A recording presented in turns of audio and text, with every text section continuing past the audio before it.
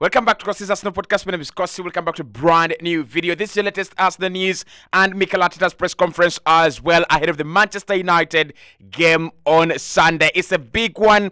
And Mikel has been speaking about it and said it doesn't get much better than that. It doesn't get much bigger than this one. We're going to be diving into what Mikel talked about in his press conference, transfers, what do we expect this season, why we didn't sign anyone on deadline day. And obviously, a couple of you actually wanted me to do deadline day transfers, but there was nothing to talk about, especially on the end of Arsenal.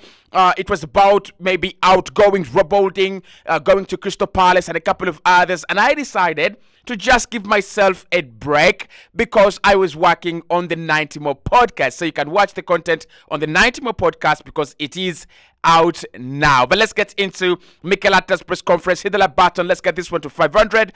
And Man United, Arsenal is already upon us this weekend. First and foremost, Mikel Arteta was asked about, the transfers of Florian Balogun and Nketiah leaving the club, and he said, "Listen, we are working together to find the best possible solutions, and we found them. I think the players are happy, and the club did some good business as well. So it is kind of a win-win situation in that regard." On Balogun's transfer, he said, "We didn't have space for him in the squad to give him the minutes that he actually needs and wanted. He was doing very well last year on his loan period. He was evolving in the right way, and we wanted to give him a chance. We wanted to continue, he's developing and him developing his career. He's going to go to a really good club, and that has a lot of experience in developing talent. Everybody knows. So I'm really, really happy for him as well." So Florian Balogun is gone. Nketiah is gone as well.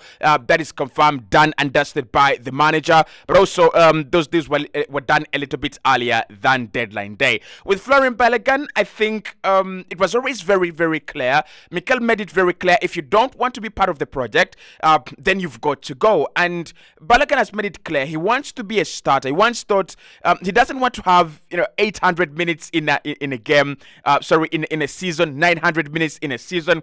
He wants to have double that. He wants to have the same influence as Trossard, the same influence as Saka, the same influence as Gabriel Jesus. I don't think Arsenal are ready to give him those minutes, and therefore getting 40 million euros was not enough in my opinion, but it was the best decision to do, and Arsenal definitely took the money, just like everyone has done this summer, apart from Liverpool refusing that 150 million.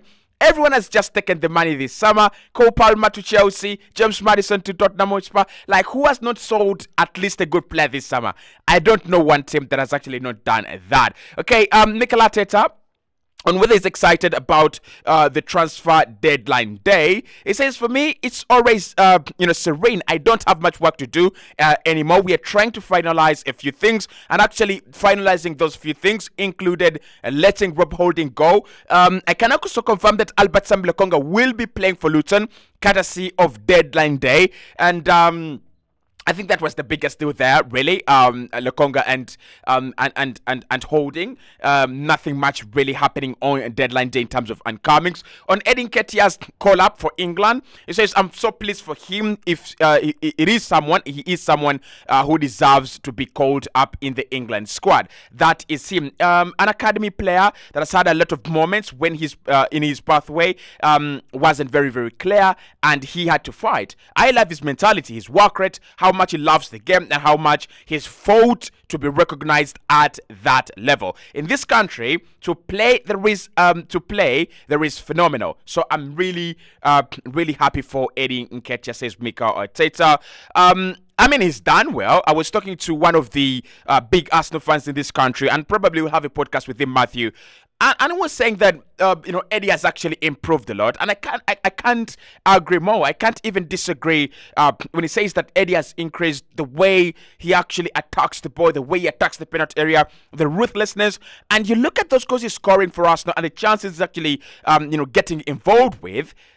There is no bad player in there. I think Eddie Nketiah, in the next 2-3 years, Arsenal will make some good money out of this guy. I don't see him as a player that's going to be here for a long time. Especially the Arsenal have started sniffing around the likes of Ferguson. Arsenal have started sniffing around the likes of Victor Osimhen, a kind of different profile or even similar profile, but different expectations.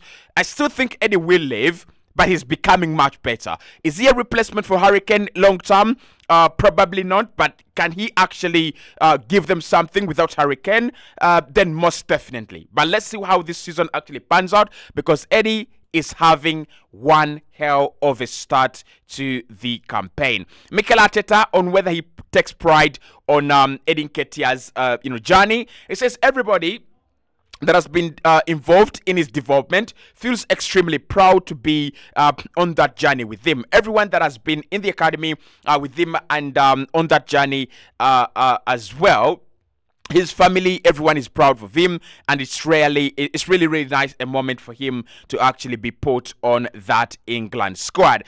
Mikel Arteta on putting down a marker against Man United. He says, we know the history between the two clubs and the games that we have had in the past. They are always really good examples, so it's good. It's going to be a really competitive match, and it's a big battle on Sunday. Obviously, we want to come away from from that with the 3 points actually in the end. I think this is the most iconic fixture we can actually ever talk about. This is the most iconic game on the calendar you can talk about, because I don't remember in my life a game that puts me on so much tension, home or away, and I don't remember a game that Arsenal cannot win home and away ever. Like, it's one of those games where you could think about Liverpool as well, but apart from Liverpool and Man United, the rest of the teams you can go and pick up 3 points at the Etihad. Like, in a very long time it hasn't happened, but I'm just saying it happened in the past. But with Man United, for you to beat them home and away, you've got to be absolutely lucky. Like, not even that good, but that lucky. All right. So Mikel says it's gonna be a nice encounter, competitive, and for us to come out on top with 3 points, it's going to take us something really special, and I couldn't agree more with Mikel Arteta on that.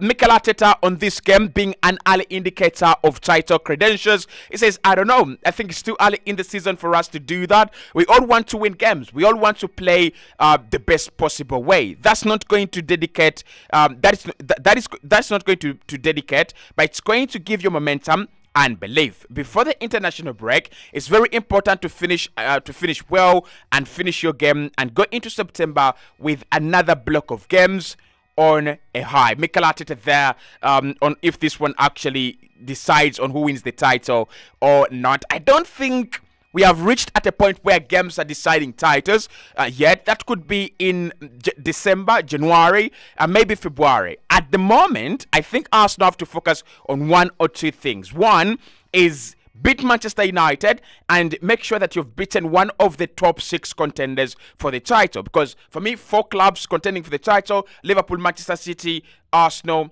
and Man United. Spurs and Chelsea will be in their own battle for probably top 6, probably top 4. But I think for the title, it is those 4 big teams. So if you could beat Man United, you could beat Liverpool at home, you could get 3 points from Tottenham Hotspur at home, 3 points from Chelsea at home, 3 points from Manchester City, which is actually kind of a fallacy and a difficult task to do. But if we could do that, then we are on the right track. We are on the right trajectory, all right? So let's wait and see whether that's going to happen, whether Arsenal can actually pick up 3 points this Sunday. But Mikel says it's too early for us to be thinking this game decides who wins the title or who actually is ready to take on the title race. Mikel Arteta on why it is a high-scoring fixture against Man United. He says, well, first and foremost, all the quality players of the teams. There are a lot of top offensive players in these two teams, and it's probably the approach of both teams as well. The way you want to play, the way there were some errors involved, which hopefully we can eradicate as well. Normally, it's a very entertaining fixture. Well, last campaign, Man United lost 3-2 to Arsenal, and did we lose 3-2 to them as well? Last campaign, I'm struggling to remember the reverse fixture because I remember Nketiah scoring that 3rd goal later on. In the first fixture it was 3-1, right?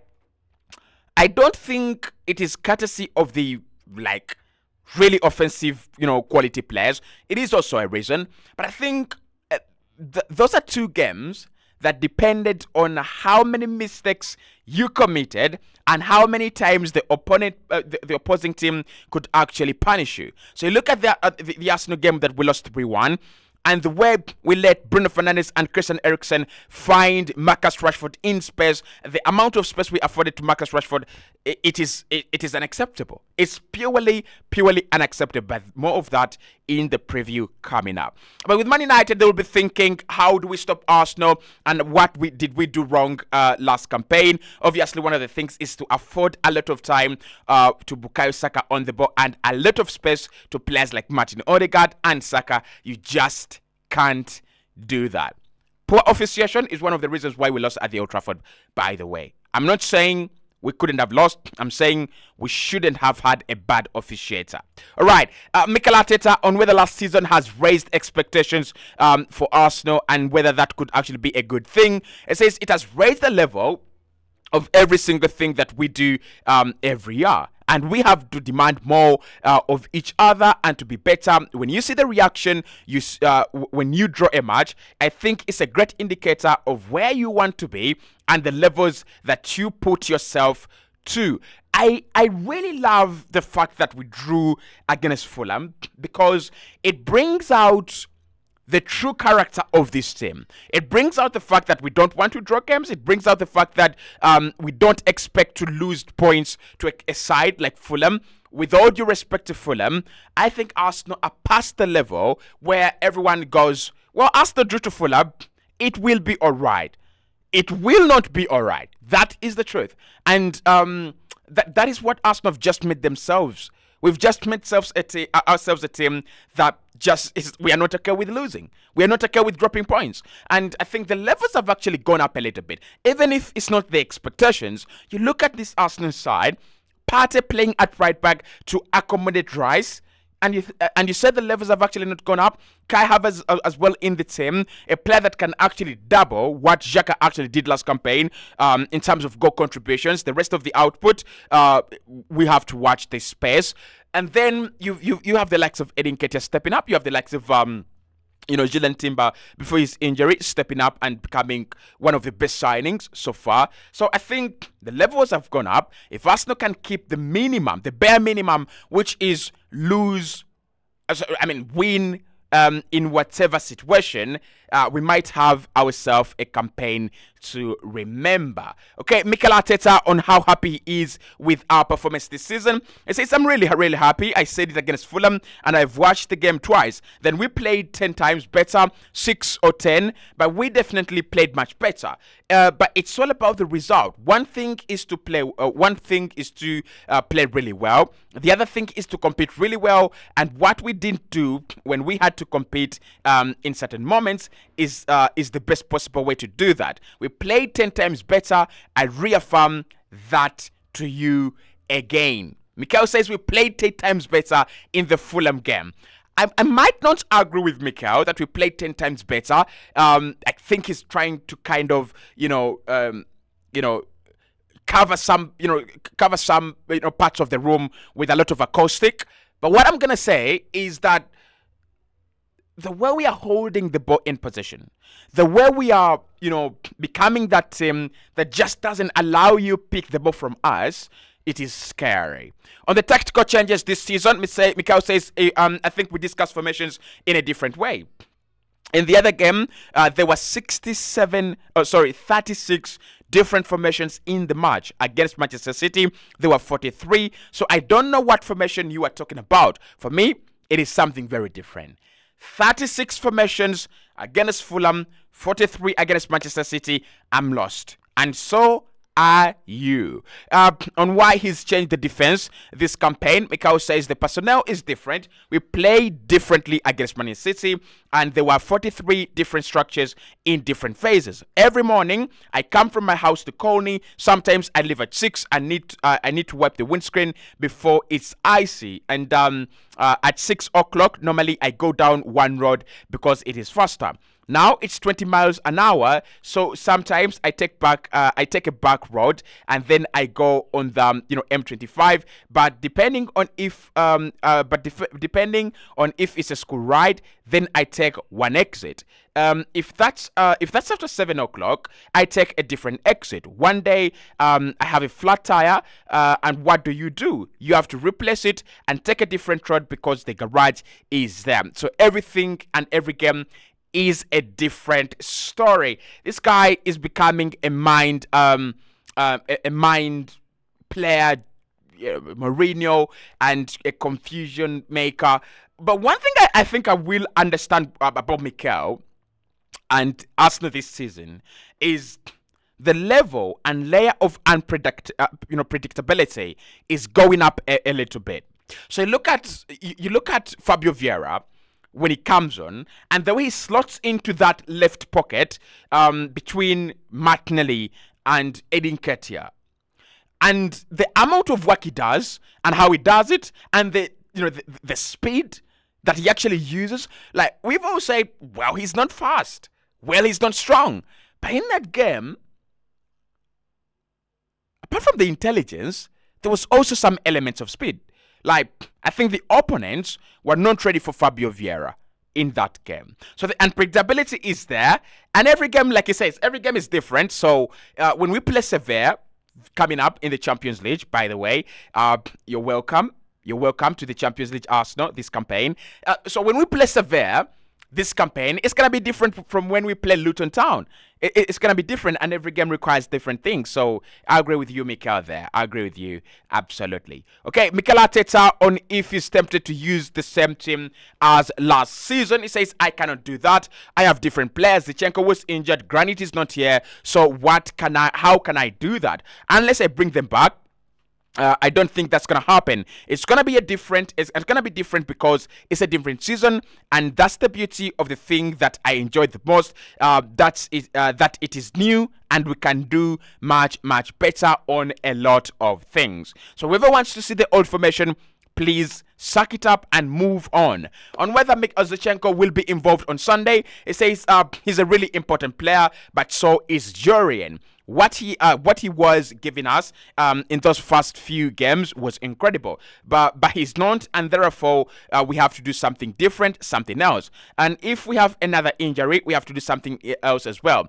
And if Bukayo Saka is not there, we have to do something different. So the M25 won't be good enough. Maybe we take another road. This guy is becoming really interesting in his press conferences. Mikel Arteta on whether he's surprised that Ben White is not called up for the England. He says Ben has been incredible since the start of the campaign. Again, we know that he was there, and what happened is down to Gary Southgate to take him and make that decision. But he certainly has the level, and he's shown that for the last few years as well. On Emile Smith-Rowe's future, I will actually do a video about Emile Smith-Rowe. He says he has a role like everybody else does, which is to give his best to make the team better. Mikel Arteta on the UCL draw. It says, first of all, it was great. I was there with my kids. They were betting on it, and it was great fun. It is what it is. We don't have any say on it, but there are some beautiful games to play come the UEFA Champions League campaign. On whether it makes him more excited for the competition, it says for sure we are waiting for it to understand who we were playing, and once we get the pictures and dates, we can be preparing for those games, of course. Mikel Arteta on Rasmus Hojlund. It says, I prefer not to speak about players that are not ours, but he is a huge talent, and everybody is talking really highly about him. Okay.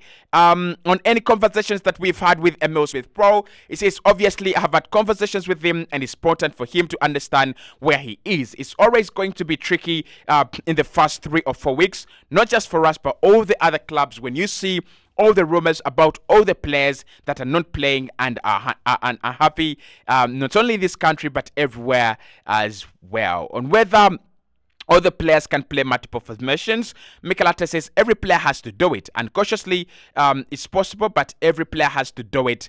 Obviously, of course. He also did talk about Kai Havertz, and he said you've got to give him time. You've got to give Kai Havertz time because it's 1 to 3 weeks, so you've got to give him time. And he actually said that he has actually seen a lot to like from Kai Havertz. He's doing all those good things in training, and all he's got to do now is to make the ball pass and cross the line. I tell you something, Kai Havertz is going to score against Manchester United this weekend. I backed him to double the goal contributions of Granit Xhaka. This guy has not had one goal contribution this season. Come on, Kai Havertz, you've got to wake up. But I think he will score. Like, he will just score. All right? I'll see you right in the next one. Hit the like button. You can check out the 90 more because we are back this season with more content.